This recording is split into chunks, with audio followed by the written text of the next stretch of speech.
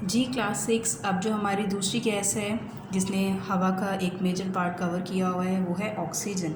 इसने हवा में 21% जो है ये शामिल होते हैं हवा के अंदर। ठीक है, इसकी भी कुछ प्रॉपर्टीज़ हैं। सबसे पहली प्रॉपर्टी यही है कि ये कलरलेस होती है, इसका कोई रंग नहीं है, टेस्टलेस है, ऑडरलेस है।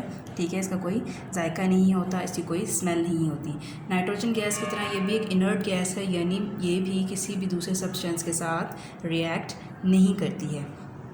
ठीक है, ये भी प्रेजेंट होती है डायटोमिक फॉर्म में, यानी इसके भी 2 एटम्स मौजूद होते हैं। सिंबल इसका है O, यानी कि कहीं पे भी आपको O, कैपिटल O शो हो तो उसका मतलब क्या है, ये किसको शो कर रहा है, ऑक्सीजन को शो कर रहा है।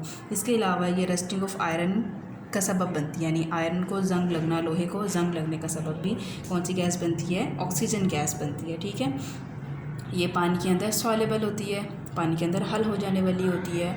और ऑक्सीजन डज नॉट बर्न, ये जलती नहीं है, सिर्फ और सिर्फ जलने के जलने का जो प्रोसेस होता है उसमें सिर्फ और सिर्फ हेल्प करती है। ठीक है, ये इसकी कुछ प्रॉपर्टीज़ हैं। अब हम बात करते हैं इसके इस्तेमाल की। सबसे बड़ा इस्तेमाल जो है वो इसका होता है रेस्पिरेशन के प्रोसेस में ये हेल्प करती है, यानी जो लिविंग ऑर्गेनिजम्स हैं, लिविंग ऑर्गेनिज्म में शामिल है ह्यूमन बीइंग्स, एनिमल्स और प्लांट्स। ये इसकी रेस्पिरेशन, ह्यूमन बीइंग्स और एनिमल्स, इनकी रेस्पिरेशन के लिए ये हेल्पफुल होती है। सांस लेने के अमल में जो ह्यूमन बीइंग्स हैं और जो एनिमल्स हैं वो ऑक्सीजन गैस का इस्तेमाल करते हैं। ठीक है, इसके अलावा ये बर्निंग के प्रोसेस में हेल्प करती है।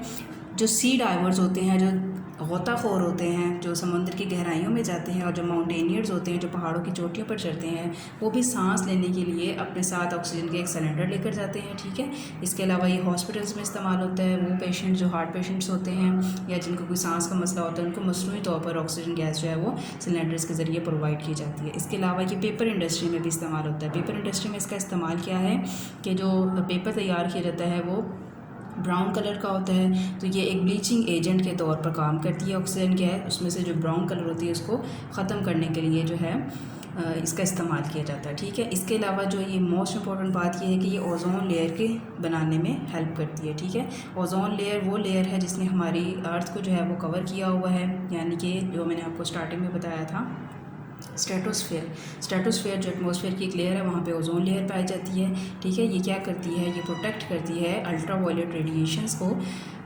अल्ट्रा वायलेट रेडिएशंस जो हमारे पास जो है वो आ रही होती हैं, जो हमारे लिए नुकसानदा होती हैं, ये उससे हमें प्रोटेक्ट करती है। ठीक है, और ये किसकी मदद से बनती है, ये ऑक्सीजन की मदद से बनती है। ठीक है, इसके अलावा ये वेल्डिंग और कटिंग ऑफ मेटल्स में भी इस्तेमाल होती है। ठीक है, यानी कि जो आपने अक्सर देखा होगा कि लोहे के बने हुए फर्नीचर्स वगैरह होते हैं, अलमारियाँ वगैरह होती हैं, तो उनमें जगह कुछ ख़राबी हो जाती है, उनको ठीक करने के लिए जो गैस इस्तेमाल की जाती है, तो वो कौन सी गैस होती है, ऑक्सीजन गैस होती है। ठीक है, तो ये आपने इसकी रीडिंग करनी है बुक के पेज नंबर 61 से, और इसको अच्छी तरह से याद करना है। नेक्स्ट गैस जिसने एयर का 0.03 से लेके 0.04% तक कवर किया है वो है कार्बन डाइऑक्साइड गैस।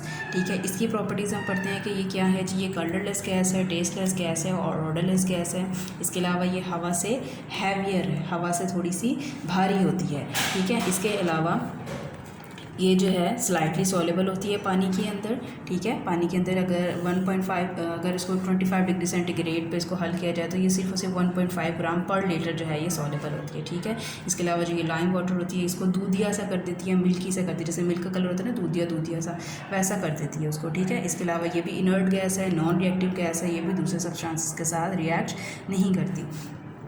ठीक है, और ये कार्बन डाइऑक्साइड जो है वो बर्न नहीं करती, इट डज़ नॉट बर्न, ये बर्न नहीं करती। It also does not support the burning process, और इसके अलावा ये बर्निंग प्रोसेस को में भी हेल्प नहीं करती। ठीक है, इसके बाद यहाँ पे कुछ यूजेस लिखे हुए हैं। सबसे मेन यूज़ यहाँ पे लिखा हुआ है जी फोटोसिंथेसिस। फोटोसिंथेसिस क्या है जी, फोटोसिंथेसिस एक प्रोसेस है जो कि लिविंग ऑर्गेनिज्म प्लांट्स इस्तेमाल जो है वो करते हैं।